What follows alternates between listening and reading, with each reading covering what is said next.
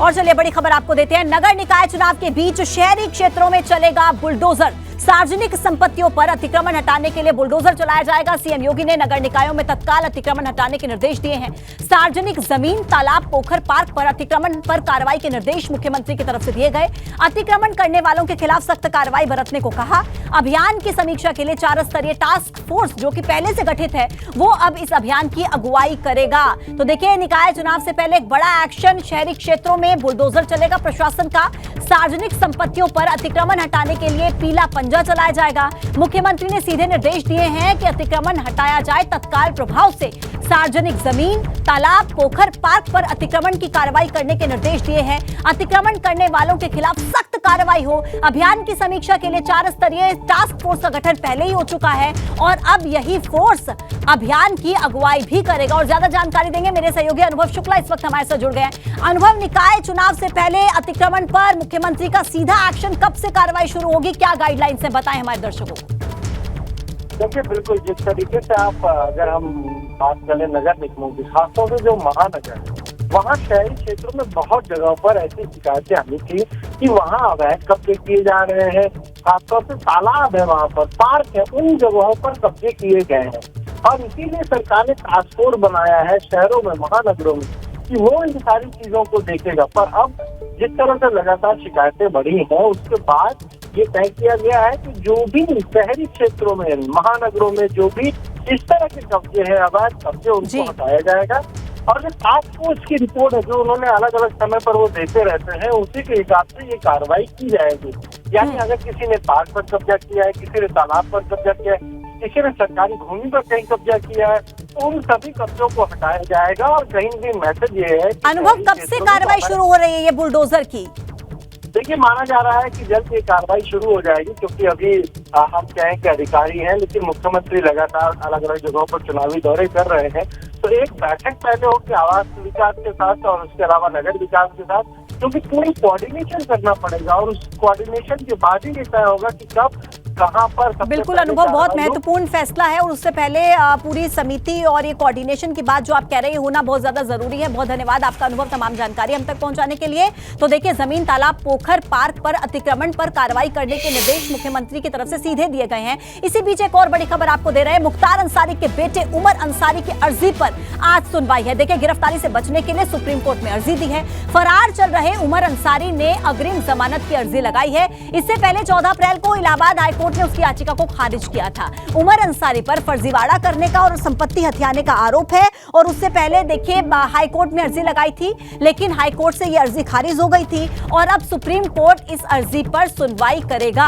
बड़ी खबर आज की आपको बता रहे हैं। गिरफ्तारी से बचने के लिए सुप्रीम कोर्ट में अर्जी दी है। फरार चल रहे उमर अंसारी ने अग्रिम जमानत अर्जी लगाई है। 14 अप्रैल को इलाहाबाद हाईकोर्ट ने उसकी याचिका को खारिज किया था और उमर अंसारी पर फर्जीवाड़ा करने और संपत्ति हथियाने का आरोप है। देखना यह होगा कि आज जब सुप्रीम कोर्ट, सर्वोच्च न्यायालय इस पर सुनवाई करेगा तो क्या ये जो सुनवाई है वो उसके पक्ष में होती है या फिर नहीं, क्योंकि हाईकोर्ट से एक बड़ा झटका पहले ही उमर अंसारी को लग चुका है।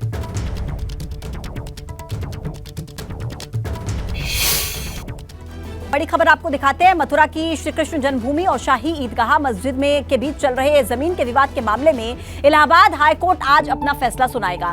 हाईकोर्ट को आज ये तय करना है कि जमीन विवाद के मामले में मथुरा के जिला जज के आदेश पर वहां की सिविल कोर्ट में सुनवाई आगे जारी रहेगी या फिर नहीं। अदालत को मुख्य रूप से मथुरा के जिला जज की कोर्ट से पिछले साल 19 मई को आए फैसले के क्षेत्र अधिकार को तय करना है। दरअसल साल 2020 में भगवान श्री कृष्ण विराजमान के बाद मित्र के तौर पर मथुरा की अदालत में एक सिविल वाद दायर किया गया था और इस वाद में श्री कृष्ण जन्मभूमि से सटी शाही ईदगाह मस्जिद की 13.37 एकड़ जमीन हिंदुओं को सौंपे जाने की मांग की गई थी और ये दलील दी गई कि जमीन विवाद को लेकर 20 जुलाई 1973 के आपसी समझौते के फैसले को रद्द कर दिया जाए और विवादित जमीन हिंदुओं को दी जाए। मथुरा के सिविल जज ने 30 सितंबर 2020 को ये सिविल वाद यानी कि अर्जी को खारिज कर दिया है। याचिकाकर्ताओं ने इस फैसले को जिला जज की कोर्ट में चुनौती दी और इस रिवीजन अर्जी पर सुनवाई करते हुए जिला जज की कोर्ट ने 19 मई 2022 को अपना फैसला सुनाया। अब फैसले में सिविल कोर्ट के बाद खारिज होने के आदेश को रद्द कर दिया गया और सुनवाई करने का आदेश दिया गया है।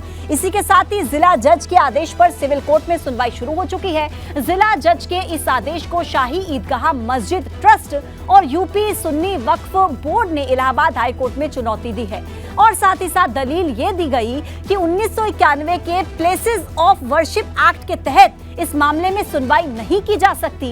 इसी के साथ ही जमीन की बाजारू कीमत 25 लाख रुपए से ज्यादा है और इसीलिए जिला जज की कोर्ट को मामले में सुनवाई करने का क्षेत्राधिकार ही नहीं है।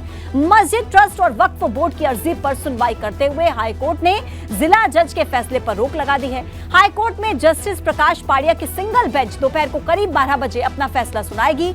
मथुरा जमीन विवाद को लेकर हाई कोर्ट से आने वाला फैसला काफी ज्यादा अहम होगा। तो हमने पूरा आपको बताया इस मामले में अब तक क्या हुआ है और आज क्या होना है। आज फैसला आना है और फैसला बहुत ही ज्यादा महत्वपूर्ण है इस पूरे मामले को लेकर। इसी बीच एक और बड़ी खबर, नई सेतु नीति लाने की तैयारी में है यूपी सरकार। जहां पर अधिक आबादी होगी वहां पर पहले पुल का निर्माण होगा। पहले पुल के निर्माण के प्रस्तावों को वरीयता क्रम में रखा जाएगा। तो नई सेतु नीति लाने की तैयारी में है यूपी सरकार। इस वक्त की बड़ी खबर है, जहां पर ज्यादा आबादी होगी, ज्यादा पॉपुलेशन होगी, वहां पर पहले पुल का निर्माण होगा। और देखिए ये महत्वपूर्ण हो जाता है कि पुल के निर्माण के प्रस्तावों को वरीयता क्रम में रखा जाएगा। इस वक्त की बड़ी जानकारी आप तक पहुंचा रहे हैं। जहां पर आबादी ज्यादा होगी वहां पर पहले पुल का निर्माण होगा। ये एक बड़ा फैसला सरकार की तरफ से लिया गया है और नई सेतु नीति लाने की तैयारी में अब यूपी सरकार है। जहां पर ज्यादा पॉपुलेशन होगी वहां पर सबसे पहले होगा पुल का निर्माण। नई सेतु नीति के तहत पुल के निर्माण के प्रस्तावों को वरीयता के क्रम में रखा जाएगा, यानी कि जहां पर सबसे ज्यादा आबादी होगी वहां पर सबसे पहले पुल का निर्माण होगा। वरीयता के क्रम में इसे रखा जाएगा।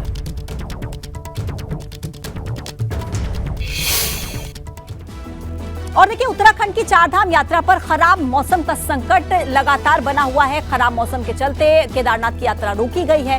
3 मई तक रजिस्ट्रेशन पर रोक लगा दी गई है और श्रद्धालुओं को यात्रा में नहीं मिल रही सुचारू व्यवस्थाएं। श्रद्धालुओं को दिक्कतों का सामना करना पड़ रहा है। देखिए जो बड़े बड़े दावे किए गए थे चारधाम यात्रा को लेकर, लेकिन जैसे ही मौसम खराब हुआ, जिसका पहले से अंदेशा था कि मौसम का मिजाज बदल सकता है, लेकिन अब उसी के चलते रजिस्ट्रेशन पर रोक लगा दी गई है ताकि और ज्यादा श्रद्धालु जो है वो रजिस्ट्रेशन ना करा पाए और ना आ पाए, क्योंकि बेहद खराब मौसम के चलते वहां पर व्यवस्थाओं को लेकर सवाल उठ रहे हैं। यात्री दिक्कत में है, परेशानी में है, तस्वीरें आपको दिखा रहे हैं। और मौसम विभाग की तरफ से पहले से चेतावनी जारी की गई थी और देखिए किस तरीके की परेशानियों का सामना यहां पर चारधाम यात्रियों को करना पड़ रहा है। तस्वीरें आपके सामने हैं। बारिश का मौसम, लगातार हो रही बारिश, श्रद्धालुओं की संख्या बहुत ज्यादा और इसी बीच तमाम पुख्ता इंतजाम न होने की वजह से यात्री परेशान हैं। रजिस्ट्रेशन पर रोक लगा दी गई है। 3 मई तक कोई रजिस्ट्रेशन, नए श्रद्धालु अपना रजिस्ट्रेशन नहीं करा पाएंगे।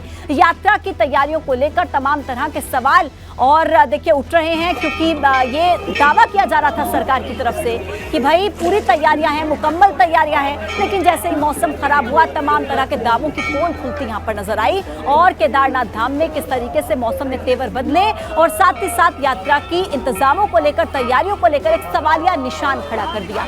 यहां पर लाखों की संख्या में श्रद्धालु पहुंचते हैं, लंबे वक्त से इंतजार करते हैं चारधाम यात्रा का, लेकिन यात्रा में पहुंचकर किस तरीके से परेशानियों का सामना उनको करना पड़ रहा है वो आप इन तस्वीरों के जरिए देखिए। इस बीच एक और बड़ी जानकारी है, निकाय चुनाव के लिए सीएम योगी का आज भी तूफानी प्रचार। देखिए मुरादाबाद, प्रतापगढ़, जौनपुर, वाराणसी और गोरखपुर में रैली करेंगे मुख्यमंत्री। मुरादाबाद से आज चुनाव प्रचार की सीएम योगी शुरुआत करेंगे। मुरादाबाद के रामलीला मैदान में चुनावी जनसभा को संबोधित करेंगे और शाम में गोरखपुर के टाउन हॉल में जनसभा को संबोधित करेंगे मुख्यमंत्री योगी आदित्यनाथ। 5 जिलों में मुख्यमंत्री की रैली।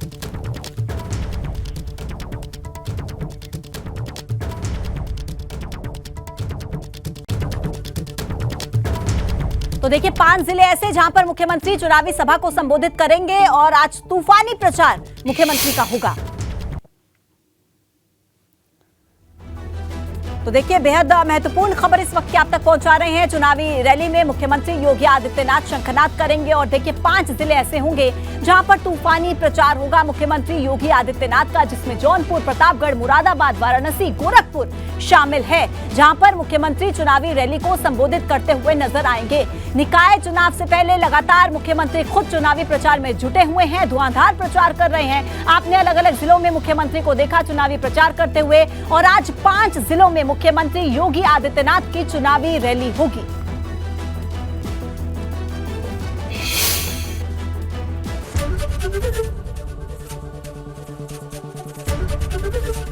एबीपी गंगा, खबर आपकी, जुबान आपकी।